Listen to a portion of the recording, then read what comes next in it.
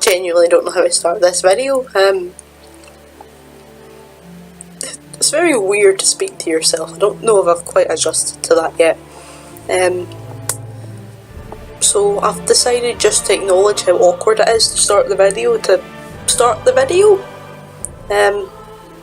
So with all my RP and DMing anyway, what the fuck am I even saying? I've got a script and I don't know what right, okay, listen. I'm going to tell you about a character I like today. A character that is controversial to like, but I very much like him, and he's the character I felt both most comfortable speaking about, but also, you know, one I just have fun with. So we're going to get to it. We're going to talk about the myth, the man, the legend, Illidan Stormrage. Illidan was born over 10,000 years ago during the reign of Queen Ashara's Highborn. In his youth, he practiced arcane magic, although he had originally attempted to master the Druidic arts under the tutelage of the demigod Cenarius, alongside his twin brother, motherfucking Malfurion. Initially, it had seemed that Illidan would have been a druid of such talent to surpass his brother, having been born with golden eyes. During this time, they were thought to be a sign of some grand destiny by Caldor. In actual fact, they signified an inherent druidic potential. All night elves have the ability to be born with such blessings of nature. Some even more predominant, such as Brawl Bearmantle, who was born with antlers. But it is very rare. Despite this, Illidan's impatience and arrogance led Cenarius to turn him away as a student, and instruct him, if he wished to continue studying, he must do so under his brother. It's worth noting this was sort of retconned in Legion. Originally, Illidan left of his own volition because he was frustrated with the time taken to master Druidism. However, given his own pride, it's probable Illidan would tell himself the story as if he had left, rather than being demoted to his brother's apprentice. Illidan and Malfurion became rivals very early on in their lives. Maybe their mum made them wear the same outfits, I don't know, we all know a pair of twins like that. Who knows? But more likely this was sparked for their shared affection for the young Tyrande Whisperwind, future High Priestess of Elune. And Batman apparently, as of BFA 8.2. Illidan did anything and everything he could to impress her. After abandoning the druidic path and becoming a mage, he came to serve under Lord Talos Ravencrest, and in the altered version of the War of the Ancients, he helped to trap down Broxigar. But time travel is a story for another day. But the whole Ravencrest thing didn't go very well for Illidan either, to be honest, as he ended up killing many who served under him. After Queen Ashara's plan to summon Sargeras to Azeroth became clear, Malfurion convinced Illidan to betray her and join the Caldor resistance. It seems that despite everything, the young Stormrages still heeded each other's counsel. However, it was not long before Malfurion came to the decision that to end the Legion's invasion once and for all, the Well of Eternity would need to be destroyed. This was an unthinkable loss for Illidan. His magic and his immortality were too high a price to pay. On top of this, Illidan craved magical power, and he had come to respect the magical might that the demons wielded. Up until then, Fel had never been seen on Azeroth. It was new, it was strange, and probably quite dangerous, but when has that ever stopped Illidan Stormrage? Xavius, yes, that Xavius, who had recently been turned into a satyr, came to Illidan and tempted him. In the end, Illidan came to the Legion, seeking their power. This is where the shady history with the Legion starts, because while insisting he was amassing their power to use against them, he was also directly aiding the demons. So whose side exactly was he on? Who knew at this point? Not Illidan, and certainly not anyone else. The Legion knew this well, and again sent Xavius to toy with him. He told them if he killed Malfurion, there would be no other rival for Taranta's feelings, and she would just fall into his arms, for some reason, after just murdering his brother. So basically Xavius and Illidan were both huge virgins who didn't know how womenfolk worked, despite growing up in a matriarchy run by women. Okay.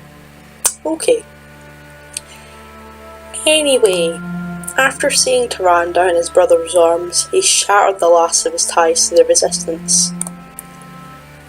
After this, he went to Zenashari, the Highborn capital, to swear allegiance to Ashara and Manaroth. He planned to obtain the Demon Soul, also known as the Dragon Soul, also known as the Big Golden Minstrel, which had the ability to close the portal through which the Legion were entering Azeroth.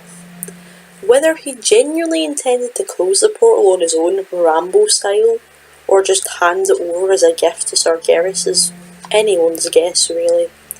I mean, at this point he had killed the Doomguard Azeroth, or was just about to. The timeline on it is a bit loose. So he was just about to acquire, or had acquired, his famous Warglaives. If ever there's a time to really shiv someone and it's a dick, it's with a sweet new pair of stabby stabs.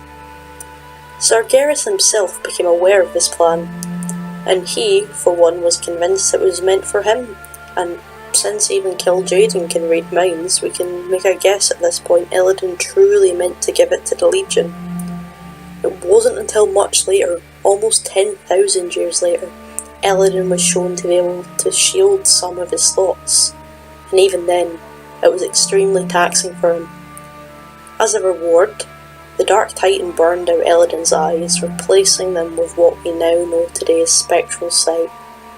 While far in the future, demon hunters would covet it for the ability to see fell magic while hunting down demons, the sight gifted him the ability to see all forms of magic. He had, after all, been a mage and had little knowledge of the fell at this point. His body was also covered in arcane tattoos, an odd choice of thing for the Dark Titan to do, but this is also where the Light or Illidari tattoos would come from, a creation of Sargeras himself. Likely because he understood what Fel can do to non-demonic creatures, namely blowing them up, and at the time Illidan seemed to be a valuable pawn. However, it was not so simple as "Boof, you're a demon now. Welcome to the club."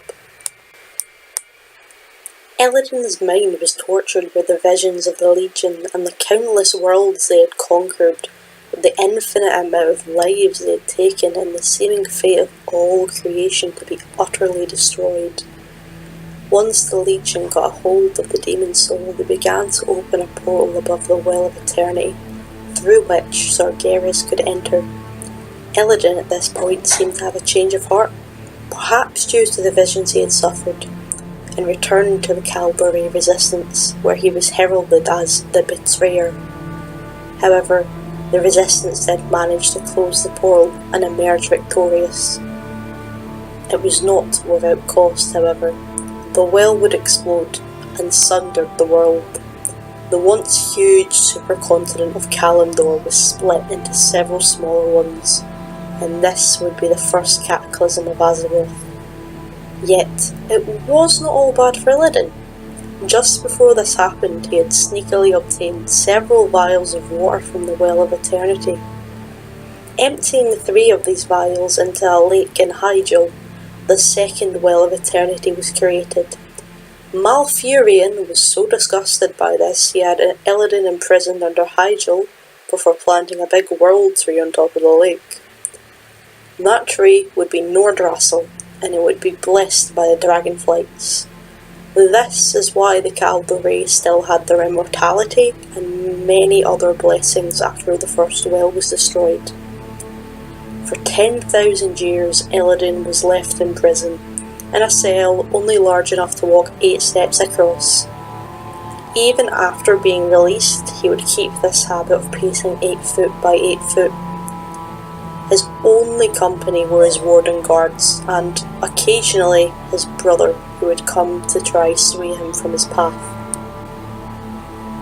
In fact, he was only freed when the Legion returned during the Third War by, of all people, Tyrande, who rather than order his guards to stand down, her being the High Priestess and leader of their people, killed all of them. Okay, Tyrande love, okay. Despite the conditions of his freedom, being he had to fend off the demons for the Kaldor Ray who had locked them up for 10 millennia, and then leave forever, he agreed, mostly due to his undampened love for Tyrande. That brings us to the events of Warcraft 3, and for now, this is where I'll end the video. Illidan has quite a hefty amount of lore. He's quite a major lore character for both Night Elves, and he is the original Demon Hunter. As much as I like talking about him, I'll leave the rest for another time.